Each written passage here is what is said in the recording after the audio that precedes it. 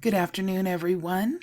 And let's see, what is it? It is April 26th, 2021. Happy Monday to everyone. So, welcome to Crazy Comments. As you guys know, I thoroughly enjoy going over crazy comments, and it's been a while since I've done one of these. So, we're going to start out today with our first specimen, who is known by the name of David Parsons. David writes, "Claim the age of maturity, or majority, and take control of your estate and set off all accounts because of the Bankruptcy Act." Now, this particular comment was placed on a video that has over 144,000 views on it. It happens to be a letter that came from the IRS, the Treasury Department, and it was provided to someone who attempted to try to, quote-unquote, set off a debt through a process that they claimed was accepted for value. Guess what came back?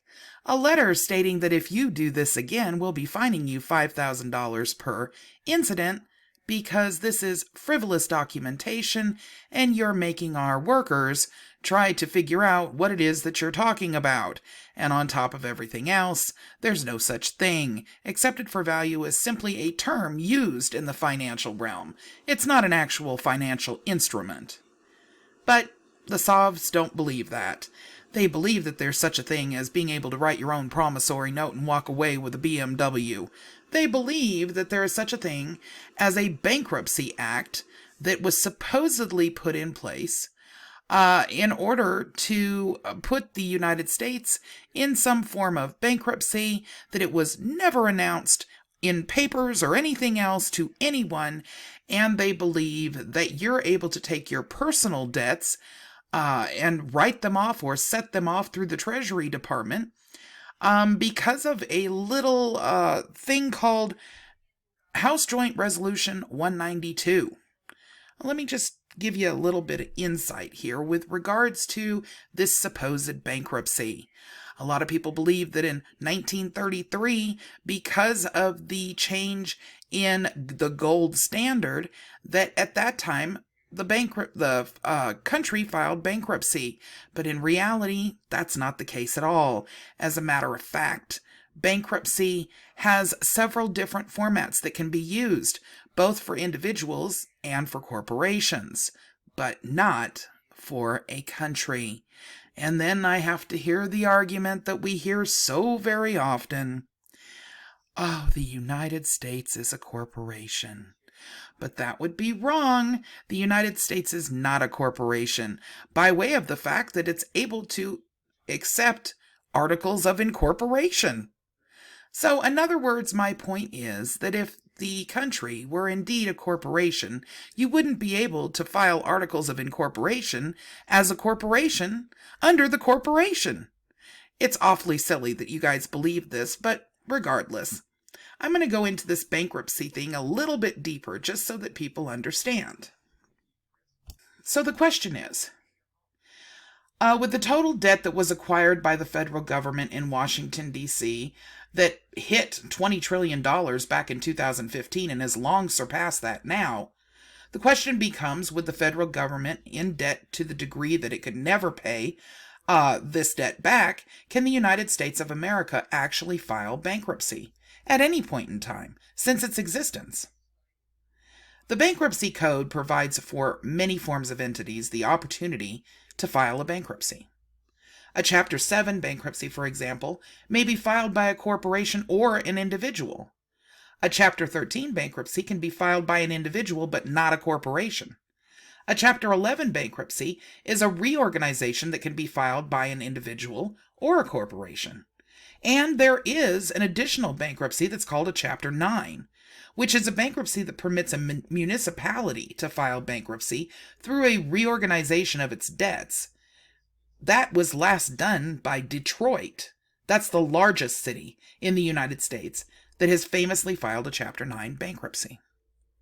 However, there is absolutely nothing that's within the federal regulations that allows for the actual country of the United States to file a bankruptcy. Just like there's absolutely nothing in the federal law that would allow the country to continue to incorporate businesses as a corporation.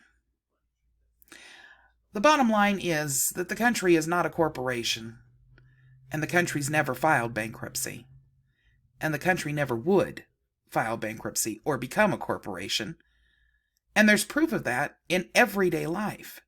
The fact that I can get on any Secretary of State of any particular state and file articles of incorporation and create my own corporation or LLC is proof that the country is not a corporation. You cannot incorporate under a corporation.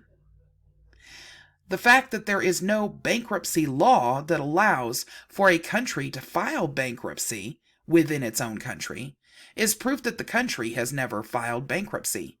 Not to mention the fact that that would be the biggest news ever, and if anybody can actually show me a newspaper at any point in time that the country filed bankruptcy, I would be more than happy to show it to all of you. But it didn't happen. It's not going to happen.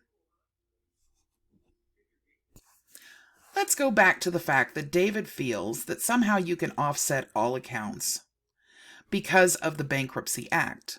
Now that we know that there was no bankruptcy, we have to take a look at HJR 192, which is what is quoted by all of the YouTube gurus in YouTube University.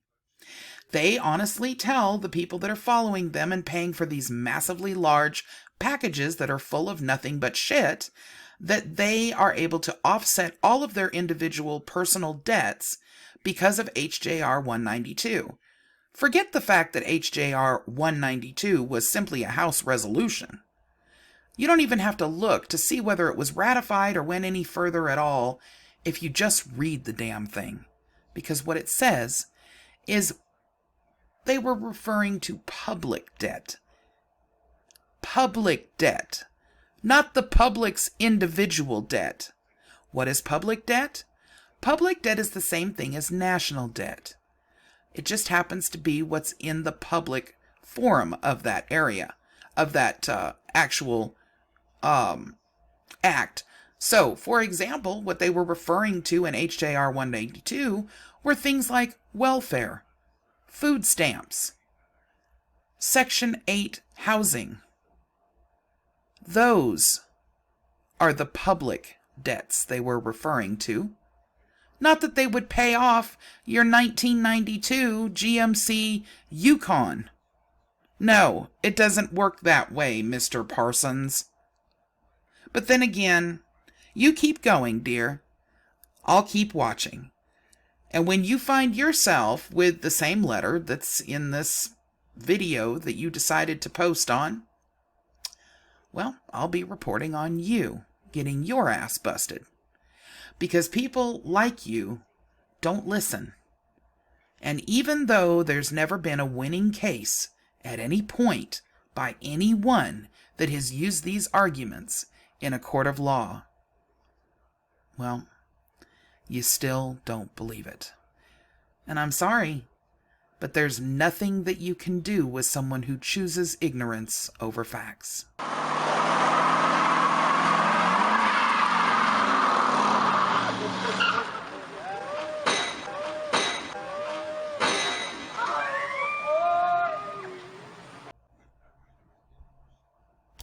Our next specimen on Crazy Train is Tanny Kingdom Chats Williams.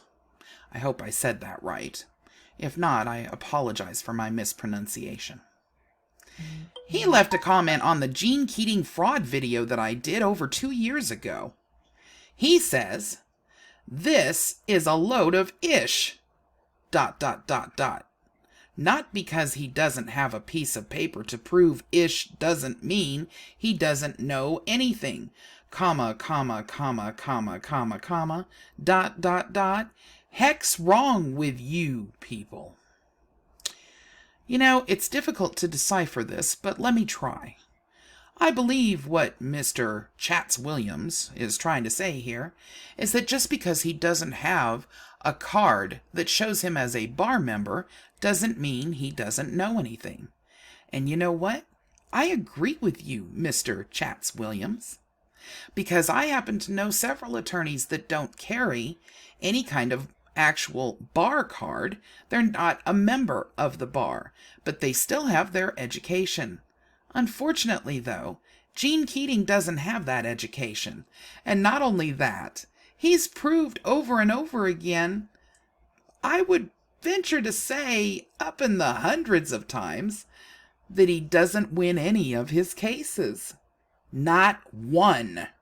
And that is actually what proves that he doesn't know anything.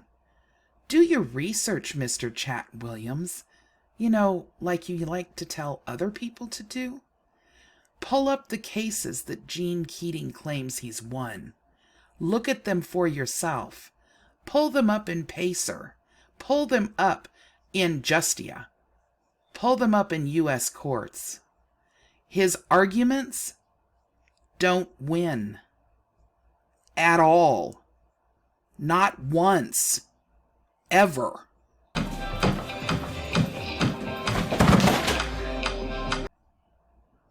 Our next specimen on Crazy Comments is named June Anderson. June left this comment on a video called TDA Accounts Form 56F, and it was basically showing that there is no such thing as these so-called TDA accounts or secret squirrel accounts, and that if you file a 56F document through the IRS, you had better know what it's for. Also, the filers needed to be aware that people were actually getting in trouble for filing this what would be considered fraudulently. So June says, depositing or buying in your name / so why are we the surety for the debt and the Food and Drug Administration Association and the bar ass and the IRS, SSA, not part of our government, scheme scam. All right, first of all, let me break this down for you, June. Depositing or buying in your name, they are not doing. So why are we the surety for the debt? We are not. Our debt's surety is based within our government, and we have what's called investments that back up our fiat. Yes, we do. Investments back up our fiat. It's not backed by nothing like you've been told. And, if all else fails, we have what's called federal land. Surety for debts has nothing to do with its people. Also, the Food and Drug Administration Association and the Bar Association and the IRS and the SSA are all part of our government, including the Federal Reserve, even though it's a private entity on paper. Congress created the Federal Reserve. It's very much a part of our government. You have been following a false ideology, and that false ideology will get you in loads and loads of legal trouble. There is nothing factual about anything that you wrote in this comment at all.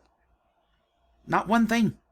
What you just said is one of the most insanely idiotic things I have ever heard.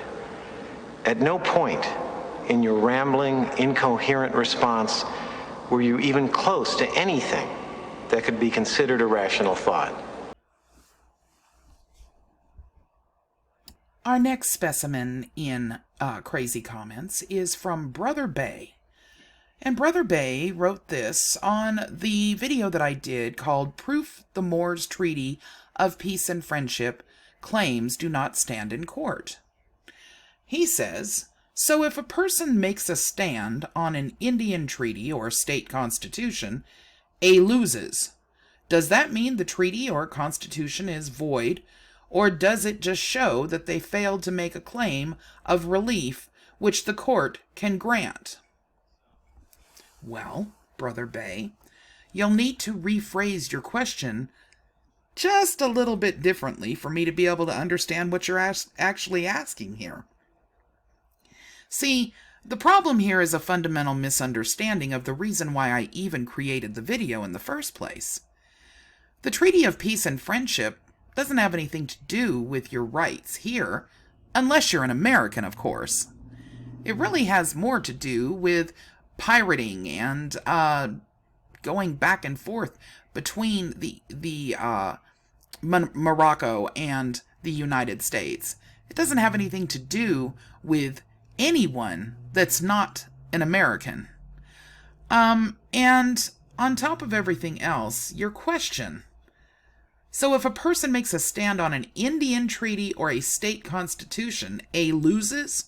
I'm assuming you mean if they base their claim on a Native American treaty or a state constitution and they lose, does that mean the treaty or the constitution is void? Or does it just show that they failed to make a claim of relief which the court can grant? Well, number one, does it mean the treaty or constitution is void? Well, that depends on whether the treaty or the constitution is void. And does it show that they failed to make a claim of relief which the court can grant? If they make a erroneous or irrelevant or baseless claim, the court will not grant it. See, all of your questions are really just walking and talking in circles without an absolute example. There's no way anyone can answer your question. But I will say this. The Treaty of Peace and Friendship doesn't mean what you think it means. Read it. And secondly, Native American or Indian treaties are totally different than the Treaty of Peace and Friendship. That was between two countries. And the Native American treaties are based around Native American land in the same country. You really need to decipher here. You really need to get both sides. So if you go to your, what you call Moorish brothers and sisters, to explain this to you, they're going to tell you all of these wonderful things, including a vast estate that was left and all of these wonderful things. And then if you go to someone who's got factual evidence and information on how the actual world works, they're going to tell you none of that is true. They're going to explain to you that the Treaty of Peace and Friendship doesn't mean what your Moorish brothers and sisters are claiming that it does. But unfortunately, most of you won't go so far as to get both sides. Because the minute that you hear the side that is not what you want to hear, you want to deflect from that and you want to go away and not listen to it. The factual evidence is that there is no standing that is special just because of the Treaty of Peace and Friendship. And anyone who's ever made claims of this sort or tried to put it in front of a judge has lost, as I proved in the video that you made the comment on. There's a reason that they're losing. They're losing because it is baseless. There's no factual evidence within that treaty to provide you with the diplomatic immunity that you believe you have.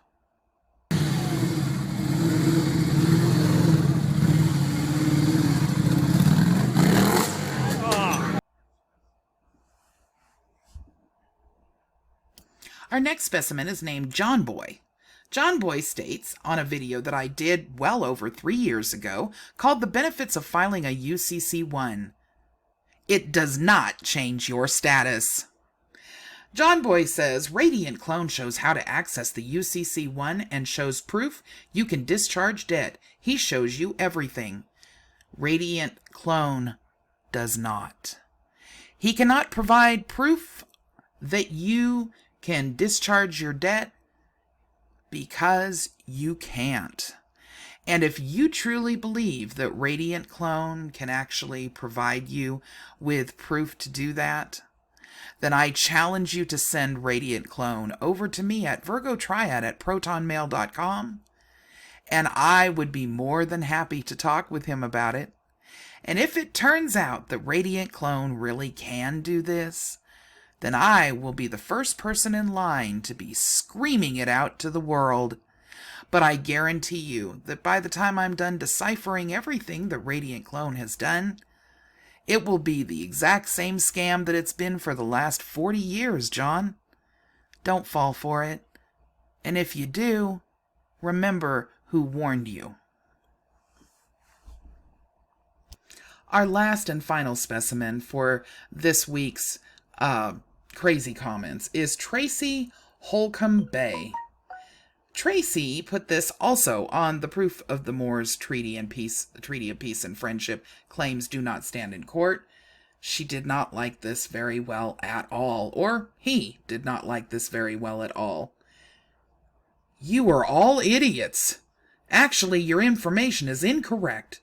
Georgia recognizes our right to travel, as well as Moorish Americans being an ancient people from the Americas. We're also recognized on a federal level. Moors are part of a protected class, as told to me by a federal judge. The Treaty of Peace and Friendship is the longest standing treaty and never has been dissolved or broken. The U.S. is a corporation, and you dopes have to do is some research. They have no jurisdiction over indigenous people. Look up Indigenous Rights Act. Cease with the COINTELPRO tactics. Do some valid research before you speak in ignorance. You know, it's funny you'd mention ignorance here, Tracy, because I cannot tell you how ignorant your comment actually is. But I'm gonna give it a shot anyway. First of all, before you go any further with this, we have to understand that, number one, Georgia has traffic laws just like every other state. See, the Constitution and its 10th Amendment provide the states with the right to make their own regulations with things like traffic laws. Georgia doesn't allow you to travel without a license any more than any other state. And the proof of that is all over Van Balen's channel, all over Scamstinger's channel.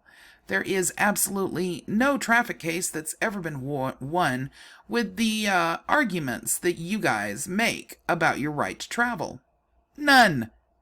The only time that there has been a situation out of the thousands and thousands that have attempted it was when a cop didn't show up to court, or somehow it got dismissed on a technicality, but never due to the arguments like what you're making here. Ever. Not one time in the last 40 years that these claims have been made. Isn't that amazing? Not once. Now, as far as the Moorish Americans being ancient people from the Americas and you being recognized on a federal level, well, there is a thing called Moors. They're from Morocco. They're not from America, and they don't claim to be. There is a protected class that is in a specific area of the federal government registry that says Moors, but I have to caution you, you're not a Moor, and neither are your brothers and sisters that claim to be. The chances of you actually being from Morocco and being a diplomat of any sort are little to none, and if you took an actual DNA test, even though your brothers and sisters claim that they're very inaccurate, that really is not true. They're actually quite accurate. Very accurate, to be specific.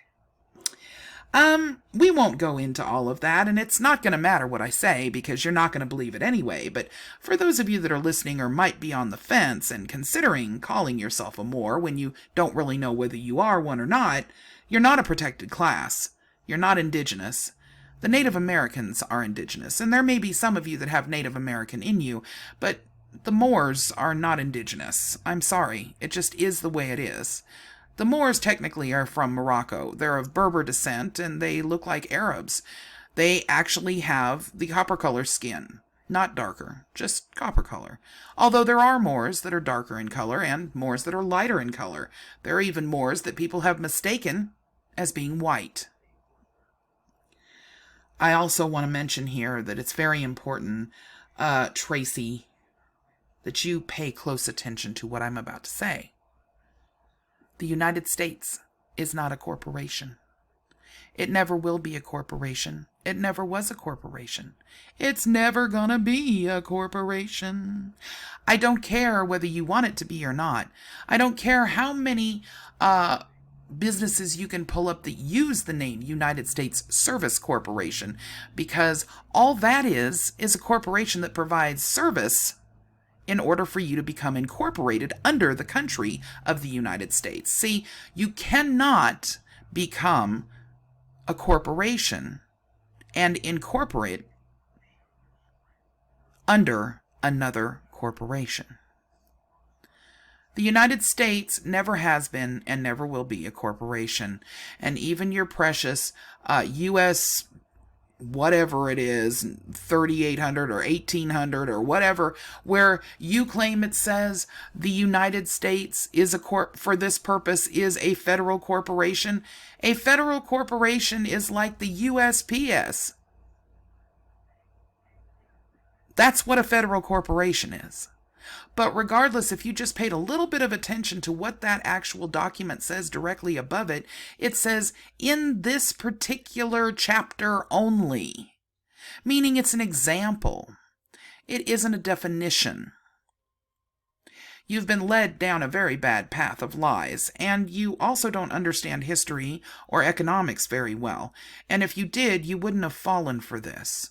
So please, don't run around calling those of us that actually do have an education in these areas, and also understand where you guys believe you came from, and where you would be incorrect, and why you would be incorrect, ignorant.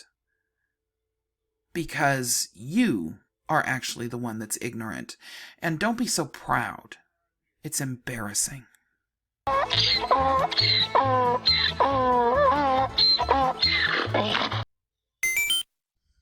Today's bonus material for Crazy Comment comes in from my Proton Mail email, and it reads, Vertog, you know bad anything, ... You just crazy a fuck, ... You probably vought for Hillary Clinton, ... I am a god. I am a Moor. I am a god bitch, ...